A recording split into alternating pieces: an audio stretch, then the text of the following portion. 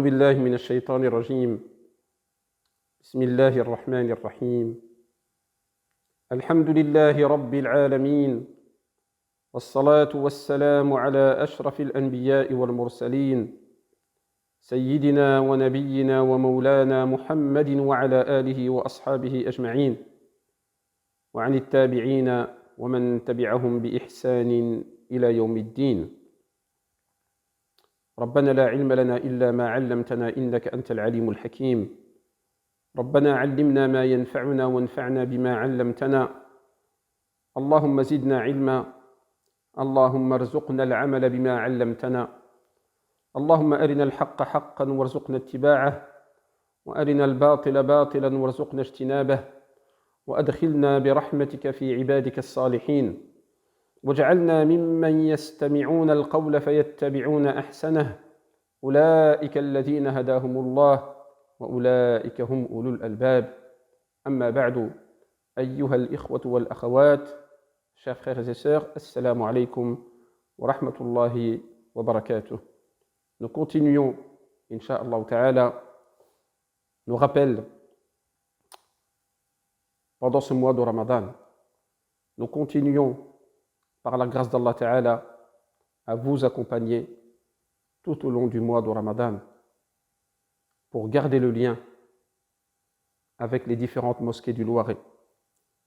Les mosquées du Loiret ainsi que les imams sont mobilisés tous ensemble pour vous accompagner, pour vous apporter ces rappels qui, nous l'espérons, seront bénéfiques à l'ensemble de la communauté, incha'Allah. En ce 12e jour du mois de Ramadan, notre rappel, incha'Allah, concerne un sujet très important, un sujet clé qui est tout simplement le comportement du jeûneur. سلوك الصائم أخلاق الصائم. ما زلنا نتحدث ونتذاكر في هذا الشهر الكريم، وموضوعنا اليوم إن شاء الله تعالى هو سلوك الصائم. Comme je vous le dis, nous sommes déjà au 12e jour du mois de Ramadan. La première décade, les 10 premiers jours sont passés. Nous sommes dans la deuxième décade, donc le deuxième tiers. Et nous savons, comme nous le disent nos savants, que la deuxième décade est meilleure que la première. Et la dernière, c'est-à-dire l'Ashr al-Awakhir, les 10 dernières nuits, sont meilleures que la deuxième décade. C'est pourquoi il est important, évidemment, d'évoluer, d'avancer, de commencer tout doucement, mais d'avancer, tout doucement, mais sûrement, avancer dans sa ibada, avancer dans son comportement, avancer dans sa compréhension du jeûne. Notre rappel, incha'Allah ta'ala, va s'articuler autour de 3 points. Le premier point, on va faire un rappel de l'importance du bon comportement de manière générale. L'importance et le mérite du bon comportement de manière générale.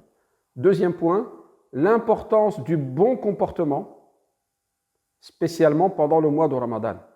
Pourquoi est-ce que c'est encore plus confirmé pendant le mois de Ramadan? Et le troisième point, incha'Allah, c'est donner un exemple de comportement qui nous concerne de nos jours. Pour parler de ce qu'on appelle al-waqi'. Nous allons donner un exemple de notre waqi', notre vécu, notre quotidien sur le terrain. Comment on peut mettre cela en application, notamment cette année où nous vivons un mois de Ramadan particulier. النقطة الأولى عندنا إن شاء الله تعالى في هذا الدرس 3 نقاط فيما يخص أخلاق الصائم. هذا الموضوع موضوع كبير، باب واسع، ولكن نحاول إن شاء الله تعالى التلخيص، نحاول إن شاء الله أن نلخص حتى نفهم. النقطة الأولى إن شاء الله هي نقطة فضائل الأخلاق بصفة عامة. نذكر إن شاء الله بأهمية الأخلاق في حياة المسلم. النقطة الثانية إن شاء الله نذكر بأهمية الأخلاق للصائم، كيف يتأكد حسن الخلق في رمضان أكثر من غيره. والنقطة الثالثة نعطي بعض الأمثلة في واقعنا في هذا الزمان وفي هذا المكان. Donc on revient au premier point, Inch'Allah, l'importance du bon comportement. L'importance du bon comportement en islam. Il n'y a pas de doute que parmi les finalités de nos adorations, c'est l'éducation, la purification de son âme pour pouvoir élever notre âme vers les plus hautes moralités. Al-akhlaq al-hasana. كلنا نعلم أن من مقاصد العبادات هي تربية النفس وتزكيتها والترقي بها إلى مكارم الأخلاق. والنبي صلى الله عليه وسلم نموذج وأسوة في حسن الخلق، حتى أن الله عز وجل وصفه بهذا الوصف لما قال وإنك لعلى خلق عظيم، وحتى أن النبي صلى الله عليه وسلم قال إنما بعثت، هذا إنما للحصر، يعني بعثت فقط لهذا ليس غير. بعث لماذا؟ إنما بعثت لأتمم مكارم الأخلاق. وعائشة رضي الله عنها كانت تقول أن النبي صلى الله عليه وسلم كان أحسن الناس خلقا. Notre modèle, c'est le messager Mohammed sallallahu alayhi wa sallam. De manière générale, c'est notre modèle dans la moralité, l'éthique, les valeurs et le bon comportement. C'est ça qu'il a enseigné toute sa vie. Les ibadat, les actes d'adoration, sont un moyen et ne sont pas forcément une fin. Les adorations, c'est un moyen d'atteindre les plus hautes moralités. Ça, c'est un point très très important. La prière nous éduque. Le jeûne nous éduque. La sadaqa nous éduque à devenir généreux, etc. Et le prophète sallallahu alayhi wa sallam, lorsque Allah azza wa jalla, il le décrit dans le Coran al-Karim, lorsqu'il s'adresse à lui, il ne lui a pas dit « tu es le meilleur des adorateurs ». Il n'a pas dit ça. Pourtant, c'est le meilleur des adorateurs. Il ne lui a pas dit « tu es le meilleur dans la prière, tu es le meilleur dans le jeûne, tu es le meilleur dans la science, le meilleur dans la lecture du Coran ». Pourtant, c'est vrai. Allah Ta'ala, il a choisi le meilleur qualificatif. Et le meilleur qualificatif, c'est quoi? C'est avoir le meilleur comportement. Allah Ta'ala lui dit, tu es certes d'une haute moralité, d'une moralité éminente. D'ailleurs, le prophète sallallahu alayhi wa sallam lui-même, lorsqu'il résume sa mission, il résume son action, il dit, je n'ai été envoyé que pour perfectionner, parfaire les meilleures qualités morales. On dirait qu'il a été envoyé que pour ça. Effectivement, il nous a enseigné la prière, le jeûne, la zakat, toutes les pratiques religieuses, le culte. Mais ce n'est pas la finalité. Il nous explique que la finalité, c'est uniquement, principalement, le bon comportement. À tel point que Aïcha radiyallahu anha, ainsi que d'autres compagnons, Anas et d'autres, tous ceux qui l'ont côtoyé, ils soulignent la haute moralité et le bon comportement du prophète sallallahu alayhi wa sallam. À tel point que lorsque les gens demandaient à Aïcha comment il était son comportement, elle leur a dit, allez voir le Coran, lisez le Coran. Le comportement du prophète sallallahu alayhi wa sallam, c'était le Coran. Il était calqué sur le Coran. C'était tout simplement l'application du Coran. Qu'est-ce qu'on peut dire sur le bon comportement en termes de mérite? C'est vraiment quelque chose de grandiose. C'est vraiment quelque chose qu'il faut souligner, important de le rappeler. Le prophète sallallahu alayhi wa sallam nous dit, je vous donne juste quelques exemples. أكثر ما يدخل الناس الجنة تقوى الله وحسن الخلق ونحن في شهر التقوى وشهر الأخلاق ما شاء الله. Le prophète sallallahu alayhi wa sallam nous dit, ce qui fait le plus rentrer les gens au paradis, c'est-à-dire si on devait faire des statistiques, imaginons, les gens du paradis sont rentrés au paradis, et qu'on va leur faire un sondage ou une interview pour dire, chaque personne, toi tu es rentré comment? Et toi tu es rentré par quelle porte? Toi tu es rentré grâce à quoi? Etc. Le résultat de ce sondage, ça va être quoi? Le maximum, la grande majorité est entrée au paradis grâce à deux choses principales, à deux qualités principales. Chacun rentre avec quelque chose. Mais les deux qualités principales, les deux causes principales qui se dégage, c'est taqwa Allah, la piété, la crainte d'Allah. Et le deuxième, husnul khuluq, le bon comportement. Subhanallah. Le droit d'Allah et le droit des gens. Taqwa Allah, c'est le droit d'Allah seul. Et husnul khuluq, c'est le bon comportement avec les autres. Et nous sommes justement dans le mois de Ramadan où nous pouvons gagner ces deux qualités. Où le but de Ramadan, c'est de travailler sur ces deux qualités. Ramadan est une école. On y reviendra dans le deuxième point, Inch'Allah, qui nous permet à la fois de travailler ou retravailler notre relation à Allah Azza wa Jal à travers la taqwa. On apprend à craindre Allah. Mais on apprend aussi husnul khuluq. On apprend aussi à avoir le bon comportement avec les autres. Pareil, le prophète sallallahu alayhi wa sallam nous dit concernant le bon comportement que le croyant, juste avec le bon comportement, il peut atteindre le degré, le niveau de celui qui jeûne tous les jours et qui prie toutes les nuits, qui veille toutes les nuits en prière. Vous voyez que c'est supérieur aux pratiques religieuses. Juste avec ton bon comportement, tu peux atteindre le niveau, c'est-à-dire avoir les hasanat, avoir les récompenses de quelqu'un qui jeûne tous les jours. Un jeûneur, un grand jeûneur et un grand prieur. Masha'Allah. Inna al-mu'min la yudriku bi husni khuluqihi darajat as-sa'imi al-qa'im. C'est un grand mérite. Vraiment, ça mérite d'être rappelé. Ça mérite d'être rappelé. Et c'est vraiment un très bon sujet, que ce sujet de l'akhlaq, de manière générale et surtout pendant le mois de Ramadan. Je vous rajoute un mérite, mais il y en a beaucoup. Et on n'a pas le temps de tous les faire. Le prophète sallallahu alayhi wa sallam nous dit Inna ahabba an-nasi ilayya wa aqrabuhum minni majlisan yawm al-qiyamah ahsanuhum akhlaqan. Hada fi ma'na al-hadith. Dans le sens du hadith, le prophète sallallahu alayhi wa sallam nous dit que les gens qu'il aime le plus et les gens qui seront les plus proches de lui le jour du jugement. Ça, c'est important. C'est un très bon statut. C'est ce qu'on cherche.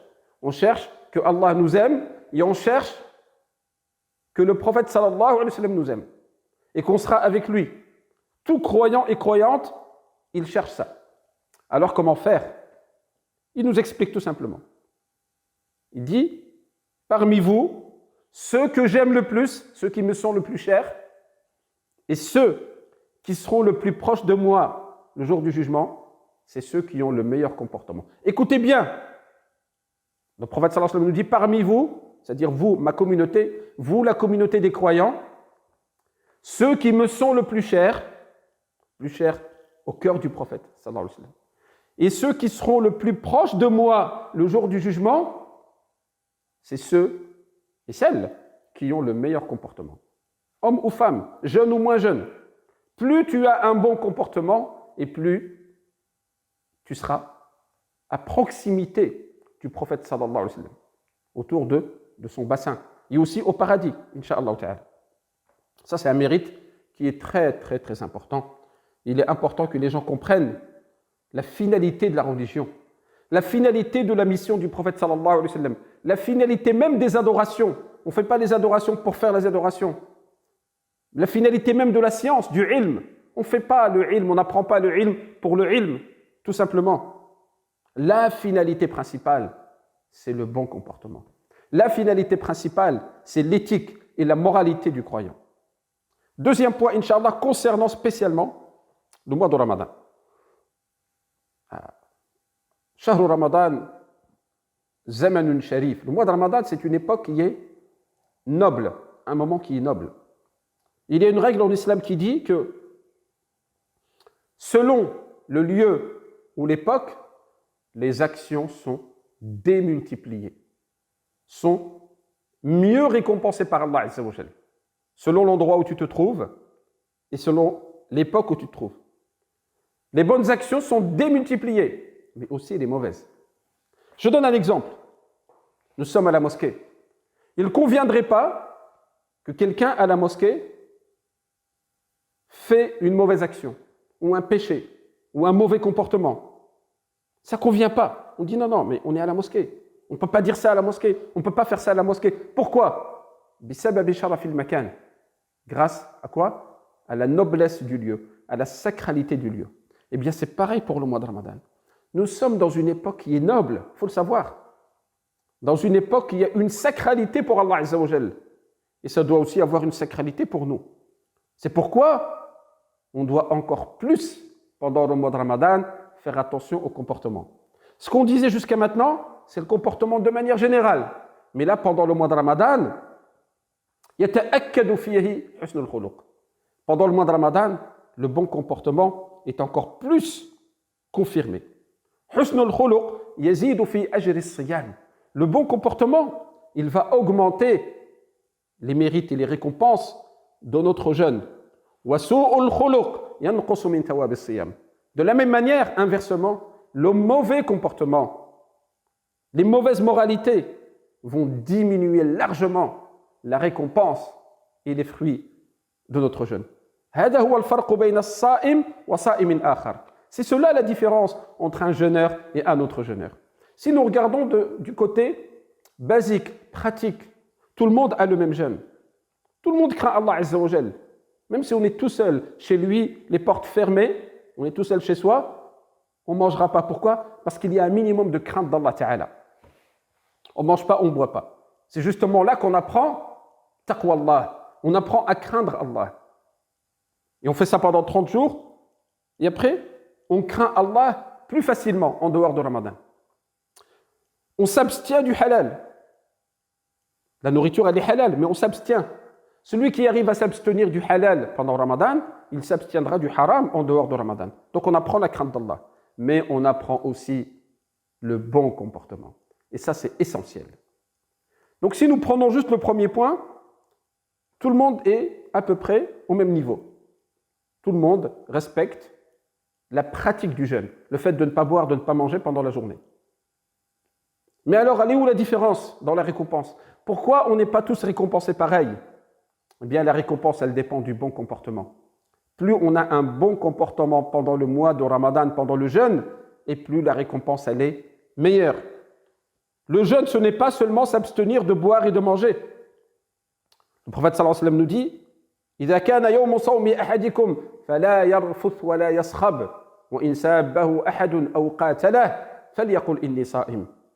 Il dit lorsque c'est la journée de jeûne de l'un d'entre vous, qu'il s'abstienne de dire des mauvaises paroles, des paroles grossières, des paroles indécentes.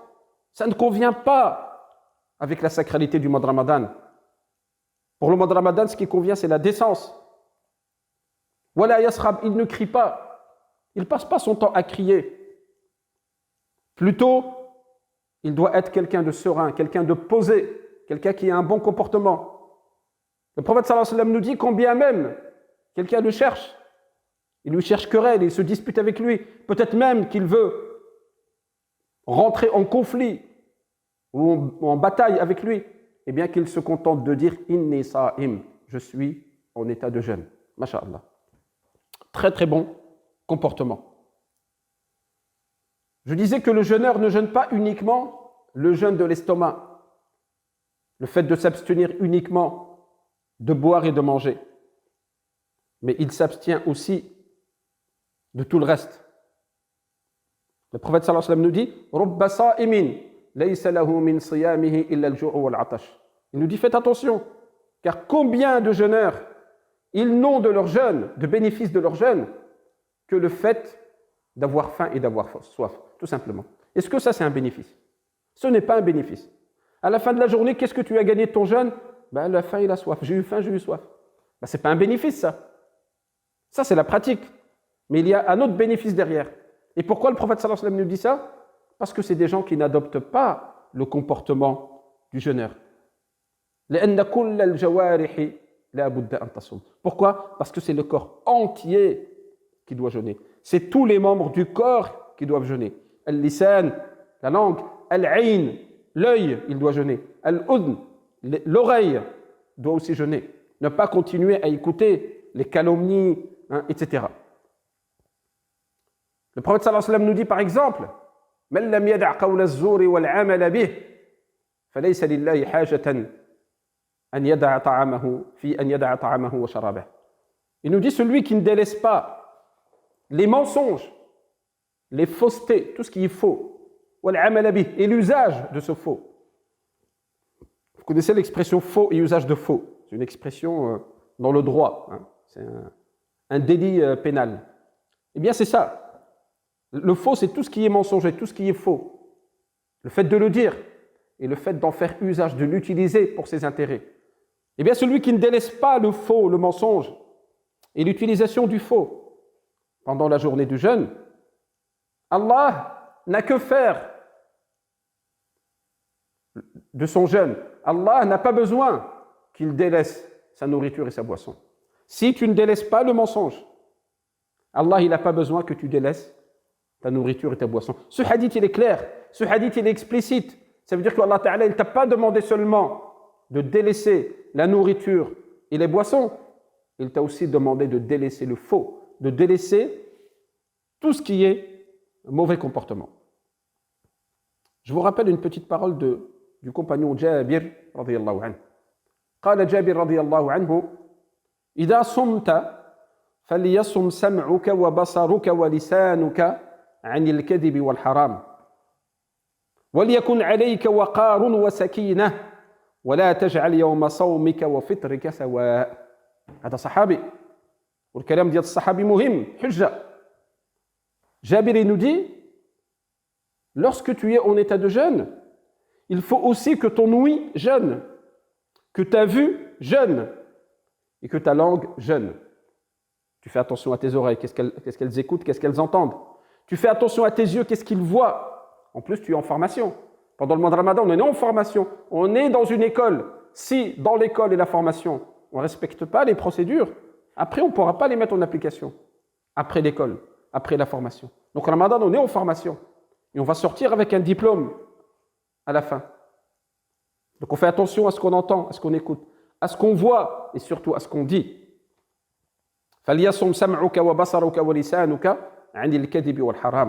ton ouïe, ta vue et ta langue soient aussi en état de jeûne par rapport au mensonge et par rapport à tout ce qui est haram, tout ce qui est illicite, tout ce qui est interdit. Il dit aussi quand tu jeûnes, il faut que tu sois quelqu'un qui soit serein. Hein? Il faut que tu dégages de la sérénité, de la tranquillité, que tu sois quelqu'un de posé. Le jeûneur, il est posé. Le jeûneur, il est proche d'Allah Azza wa Jalla. Le jeûneur, il jeûne pour Allah Ta'ala. Le jeûneur, il est en état d'adoration. Est-ce qu'il convient dans la prière de parler, de dire des choses grossières et autres? Non, ça ne convient pas dans la prière. Pourquoi? Parce qu'on est dans l'adoration. Eh bien, pendant la journée de jeûne, c'est pareil. Nous sommes dans un état d'adoration. Il ne nous convient pas de dire n'importe quoi. Il ne nous convient pas de se mettre en colère. Il ne nous convient pas de s'emporter. Il faut faire très attention par rapport à ça. Notamment dans ces jours de confinement. On est confinés les uns avec les autres, 24 heures sur 24. Il peut y avoir des moments de tension avec les enfants, le conjoint, la famille, etc., les voisins. Faire très très attention. Je suis en état de jeûne, je suis en état d'adoration et je fais attention à ce que je dis. Jabir nous dit fais en sorte que le jour où tu jeûnes et le jour où tu ne jeûnes pas, ça ne soit pas la même chose. Là, ça veut tout dire ce que ça veut dire. Il dit le jour où tu jeûnes, il ne faut pas que ça soit pareil que le jour où tu ne jeûnes pas. Le jour où tu ne jeûnes pas, à la limite, il peut y avoir quelques écarts, etc. Mais le jour où tu jeûnes, là, tu vas t'astreindre. Tu vas faire attention à adopter le meilleur comportement. Notre troisième point, Inch'Allah, après avoir démontré l'importance du bon comportement pour le musulman. Le deuxième point, l'importance du bon comportement pour le jeûneur. Le jeûne complet, ce que les savants appellent le jeûne complet du corps, c'est tout ton corps qui doit jeûner. Eh bien, nous donnons un exemple, ou quelques exemples, sur notre situation actuelle. En temps normal, je parle des musulmans, de France, du Loiret ou d'ailleurs, mais en temps normal. Je parle de notre situation à nous, notre waqi' à nous, en temps normal, jusqu'à Ramadan 2019. C'était comment Ramadan? Qu'est-ce que on n'a pas arrêté de rappeler aux gens? Le Jumu'at, tout le temps. On n'a pas arrêté de leur rappeler le bon comportement. Et on n'a pas arrêté de rappeler aux gens aux croyants, aux jeûneurs, le respect du voisinage. Nous sommes des musulmans dans un pays où il y a aussi une grande majorité, surtout, de non-musulmans, qui ne vivent pas au même rythme que nous, qui n'ont pas les mêmes pratiques religieuses que nous. Il se trouve que pendant le mois de Ramadan, les quartiers où il y a une mosquée, les quartiers où il y a beaucoup de musulmans, eh bien, il y a un manque de respect vis-à-vis du voisinage. Le voisinage direct de la mosquée ou le voisinage de nos maisons. C'est très important. Pendant le mois de Ramadan, il y a beaucoup de bruit, notamment le soir, autour des mosquées, dans les parkings. Il y a des gens qui démarrent les voitures. Il est minuit, 1h du matin. Ils laissent la voiture démarrer à côté des voisins. Des voisins qui ne jeûnent pas, des voisins qui veulent dormir et qui travaillent le lendemain matin, qui n'ont pas le même rythme que nous. Pendant le Ramadan, nous vivons la nuit et on est posé le jour. On vit à l'envers. Et on ne peut pas faire supporter, imposer à nos voisins, nos concitoyens, les non-musulmans, leur imposer notre rythme, les déranger. Ce n'est pas la finalité de l'islam. Ce n'est pas la finalité du jeûne que de déranger les autres. À tel point qu'on reçoit beaucoup de courriers dans les mosquées et dans beaucoup de mosquées en France du voisinage qui se plaignent du vacarme, du bruit incessant. Ce n'est pas normal. Ce n'est pas la finalité de l'adoration. Ce n'est pas la finalité du jeûne. Si on se comporte comme ça, on n'a pas compris c'est quoi le jeûne. Donc il est important de respecter le voisinage. Cette année, c'est différent. Nous sommes confinés. Donc autour des mosquées, c'est calme. Les voitures, c'est calme, puisque le soir, on ne sort pas. Mais par contre, il faut quand même respecter nos voisins. Notamment ceux qui habitent en appartement, où il y a des étages. Il y a des gens au-dessus, des gens en dessous.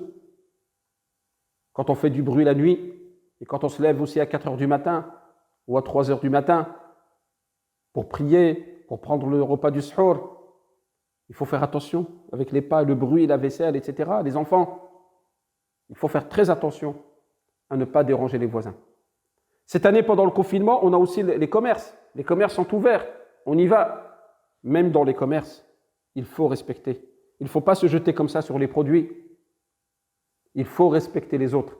Et ça, c'est un point qui est très très important, qui relève de notre waqi', qui relève de notre vécu, de notre quotidien. Le mois de Ramadan, c'est le mois de l'adoration. C'est le mois où on est posé. C'est le mois de la sérénité. C'est le mois de la tranquillité. Malheureusement, pour beaucoup de nos voisins non musulmans, le mois de Ramadan, ils en ont peur. Le mois de Ramadan, ils se plaignent. Ce n'est pas normal. Ce n'est pas normal que le mois de Ramadan, le mois du jeûne, de l'abstinence, ce soit le mois du bruit. 30 jours de bruit, ce n'est pas normal. Ce n'est pas normal qu'ils craignent Ramadan. Et donc, quelque part, ils vont craindre les musulmans. Et ils vont craindre l'islam. Donc voilà, ça c'est un point très très important. Sachez que le bon comportement de chacun et chacune d'entre nous, ça donne la vraie image de l'islam. Voilà le rappel que nous souhaitions faire aujourd'hui, bi'idnillah, en ce 12e jour du mois de Ramadan.